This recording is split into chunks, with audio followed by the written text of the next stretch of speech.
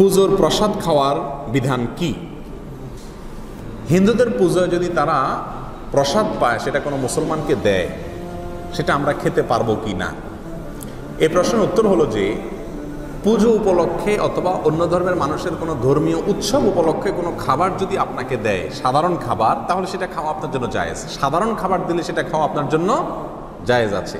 তারা যদি কোনো পশু জবে করে দেয়, যেহেতু মুশরিক হিন্দুরা, তাহলে সেটার গোশত আপনি খেতে পারবেন না। ফলমূল এ জাতীয় কোনো কিছু দিলে সেটা আপনি খেতে পারবেন।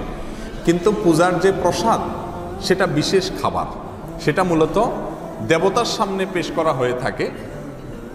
তাদের ধারণা এবং বিশ্বাস হলো যে দেবতা এটা তার উচ্ছিষ্ট রেখেছেন, এটাতে বরকত আছে। তারপরে সেখান থেকে এনে তারা তার সামনে থেকে এনে নিজেরা ভাগ বটরা করে নিয়ে যায়। তো এইরকম উদ্দেশ্য যেহেতু সেখানে আছে, এই জন্য পুজোর প্রসাদটা খাওয়া জায়েজ হবে না, কারণ ওটার পিছনে একটা বাজে আকীদা এবং বিশ্বাস আছে। আর এমনিতে সাধারণ খাবার যদি তারা দেয়, তাদের পূজা উপলক্ষে খেতে পারেন। আলী রাদিয়াল্লাহু তাআলা আনহুর কাছে নাইরোজ উপলক্ষে, নাইরোজ মানে হলো মূলত নববর্ষ, অগ্নিপূজকদের ধর্মীয় উৎসবের দিন উপলক্ষে হাদিয়া পাঠানো হয়েছে, তিনি সেটাকে অ্যাকসেপ্ট করেছেন। এরপরে আয়েশা রাদিয়াল্লাহু তাআলার কাছে এক মহিলা প্রশ্ন করেছেন যে, সেই মহিলা বলেছেন যে আমার ছোটবেলা দুগ্ধদান করিয়েছেন একজন অমুসলিম নারী, তিনি তার ধর্মীয় উৎসব উপলক্ষে আমাকে কিছু খাবার টাবার দিয়ে আমি খেতে পারবো কিনা। তখন আয়েশা রাদিয়াল্লাহু তাআলা বলেছেন যে যদি কোনো পশুর গোশত টোস্ত দেয়, এগুলো খাবা না, কারণ মুশরিকদের জবাই করা পশুর গোশত খাওয়া যায় না।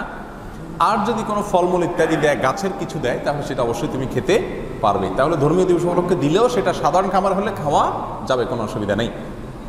আবু বারজা রাদিয়াল্লাহু তাআলা আনহু, তার প্রতিবেশী অগ্নিপূজক ছিল, কিছু অগ্নিপূজক ছিলেন। তিনি তার পরিবারের লোকদেরকে বলতেন যে তাদের উৎসব উপলক্ষে যদি কোনো খাবার টাবার দেয়, তোমরা খেতে পারো, যদি ফলমূল জাতীয় হয় অথবা এমন কিছু হয় যেটা গোশত জাতীয় না, বা গোশত তারা জবাই করেছে এমন কোনো পশুর গোশত যদি না হয়, তাহলে সেটা তোমরা খেতে পারো। কারণ সে পশু যে জবাই করে, সেটা কার নামে জবাই করে?